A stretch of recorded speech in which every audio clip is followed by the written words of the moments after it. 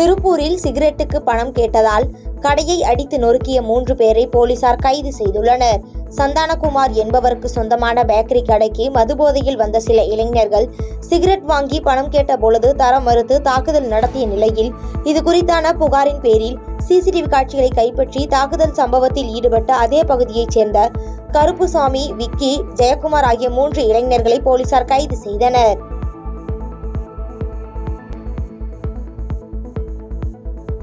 தூத்துக்குடியில் Tamil Nadu cultural yoga sports trust சார்பில் தென் மாவட்ட அளவிலான கலைவிழா போட்டிகள் கோவில்பட்டி சுபா நகரில் அமைந்துள்ள தனியார் பொறியியல் கல்லூரியில் நடைபெற்றது.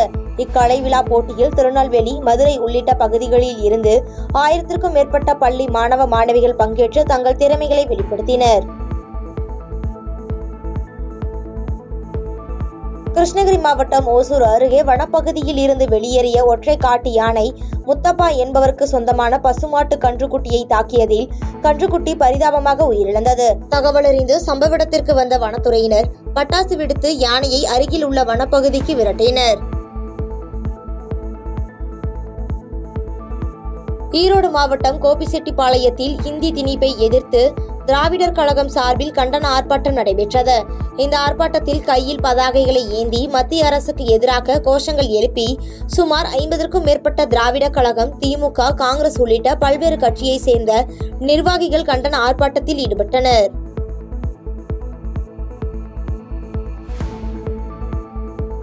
நாமக்கல்லில் மக்கள் சட்ட உரிமைகள் சமூக சேவைகள் இயக்கம் மற்றும் மகளிர் சட்ட உரிமைகள் பாதுகாப்பு இயக்கத்தினர் இணைந்து போதைப்பொருள் விழிப்புணர்வு சிலம்ப பேரணி நடைபெற்றது. இந்த பேரணியை நாமக்கல் உதவி காவல் ஆய்வாளர் குணசேகரன் தொடக்கி வைத்த நிலையில் இதில் சிலம்ப பயிற்சி பெற்ற 100க்கும் மேற்பட்ட மாணவ மாணவியர்கள் கலந்து கொண்டனர். புதுக்கோட்டை மாவட்டம் முழுவதும் பாஜக சார்பில் போஸ்டர்கள் ஒட்டப்பட்டுள்ளன. அதில் தமிழகத்தில் மும்மொழி கொள்கையை ஆதரித்தும் திமுக ஏன் மும்மொழி கொள்கையை எதிர்க்கிறது, இருமொழி கொள்கை ஏன் ஆதரிக்கிறது என்பது குறித்தும் பொதுமக்களுக்கு எடுத்துரைக்கும் வகையில் போஸ்டர்கள் ஒட்டப்பட்டுள்ளதால் பரபரப்பு ஏற்பட்டுள்ளது. மதுரை மாவட்டம் உசிலம்பட்டி அருகே பணியில் இருக்கும் போது தன்னை தாக்கிய சக பணியாளர்கள் மீது நடவடிக்கை எடுக்காமல் காவல்துறையினர் மிரட்டுவதாக எழுமலை மின்வாரியத்தில் மின்பாதை ஆய்வாளராக தற்காலிக ஒப்பந்த பணியாளராக பணிபுரிந்து வந்தவர் வேதனை தெரிவித்துள்ளார். இது குறித்து 150க்கும் மேற்பட்ட முறை மதுரை ஆட்சியரிடம் புகார் அளித்தும் நடவடிக்கை எடுக்கவில்லை என வேதனை தெரிவிக்கும் அவர், தாக்குதலில் ஈடுபட்ட 8 பேர் மீது நடவடிக்கை எடுக்காவிட்டால் மதுரை ஆட்சியர் அலுவலகம் முன்பு குடும்பத்துடன் உண்ணாவிரதம் இருக்க போவதாக செய்தியாளர்களுக்கு பேட்டியளித்துள்ளார். நான் 150 மனு அனுப்பியிருக்கீங்க, ஒரு நடவடிக்கை எடுக்கல. எங்க வீட்டுக்காரமா சங்கடப்பட்டு அது 150 மனு அனுப்பியிருக்கா, எந்த நினைக்கல. ஐயா முதல்வர் பார்த்து அவங்க மேல நடவடிக்கை எடுக்கணும். திருவாரூர் மாவட்டத்தைச் சேர்ந்த beat of fire of academy சார்பில் பூண்டி கலைச்செல்வம் 17ஆம் ஆண்டு நினைவு தினத்தை முன்னிட்டு 2வது மாநில சிலம்ப போட்டி திருவாரூர் நகராட்சி அலுவலகம் அருகில் உள்ள அரசு உதவி பெறும் பள்ளியில் நடைபெற்றது. இந்த நிகழ்ச்சியை வருவாய் கோட்டாட்சியர் சௌமியா துவக்கி வைத்த நிலையில் இதில் 800க்கும் மேற்பட்ட மாணவ மாணவிகள் கலந்து கொண்டு தங்களது திறமைகளை வெளிப்படுத்தினர். தூத்துக்குடி மாவட்டம் கோவில்பட்டியில் 6வது மாநில அளவிலான வில்வித்தை போட்டி 2 நாட்கள் சுபா நகரில் உள்ள தனியார் மேல்நிலை பள்ளியில் நடைபெற்றது.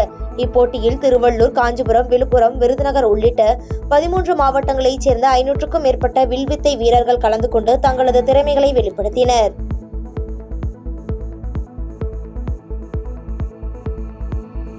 உலக காசநோய் தினத்தை முன்னிட்டு புதுச்சேரியில் நடைபெற்ற விழிப்புணர்வு மாரத்தான் போட்டியில் 100க்கும் மேற்பட்ட மருத்துவ மாணவர்கள் கலந்து கொண்டு பொதுமக்களிடையே விழிப்புணர்வை ஏற்படுத்தினர். கதிர்காமம் பகுதியில் உள்ள இந்திரா காந்தி அரசு மருத்துவக் கல்லூரியில் இருந்து தொடங்கிய மாரத்தான் போட்டியை முதுநிலை காவல் கண்காணிப்பாளர் கலைவாணன் கொடியசைத்து தொடக்கி வைத்தார். செங்கல்பட்டு மாவட்டம் கூவத்தூரில் உள்ள ஸ்ரீ அங்காளம்மன் திருக்கோவிலில் வருடந்தோறும் திருவிழா அன்று சுவாமி ஊர்வலம் செல்லும் நிலையில் பட்டியலின மக்கள் வசிக்கும் பகுதியில் சுவாமி ஊர்வலம் செல்ல தடை விதிக்கப்பட்டது. இதைத் தொடர்ந்து பட்டியலின மக்கள் இதனை கண்டித்து ரேஷன் அட்டைகளை சாலையில் கொட்டி மறியலில் ஈடுபட போவதாக செய்தியாளர்களிடம் பேட்டியளித்துள்ளனர். என்ன நடவடிக்கை எங்களுக்கு ரேஷன் கார்டு, ஆதார் கார்டு, ஓட்டு ஐடி எதுவுமே எங்களுக்கு தேவையில்லை.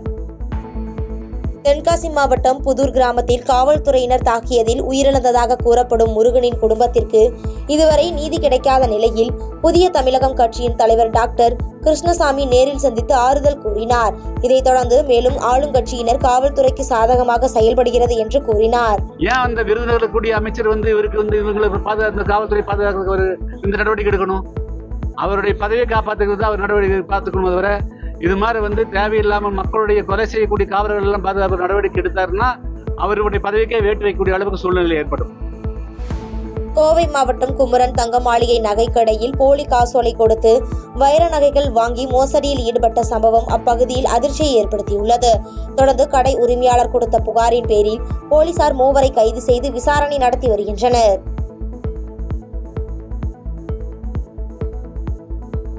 கரூர் மாவட்டம் பள்ளப்பட்டியில் 3 கோடி ரூபாய் மதிப்பீட்டில் கட்டப்பட்ட புதிய நகராட்சி அலுவலகத்தை சட்டமன்ற உறுப்பினர் இளங்கோ திறந்து வைத்தார்.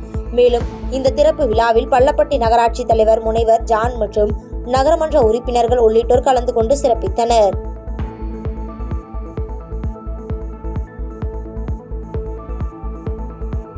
கள்ளக்குறிச்சி மாவட்டத்தில் தொழில்நெறி வழிகாட்டு மையம் சார்பில் நடத்தப்பட்ட மாபெரும் தனியார் துறை வேலைவாய்ப்பு முகாமில் 500க்கும் மேற்பட்டோர் கலந்து கொண்டனர். இதில் மாவட்ட ஆட்சியர் MS பிரசாந்த் கலந்து கொண்ட நிலையில் 150க்கும் மேற்பட்டோருக்கு பணி ஆணையை வழங்கினர்.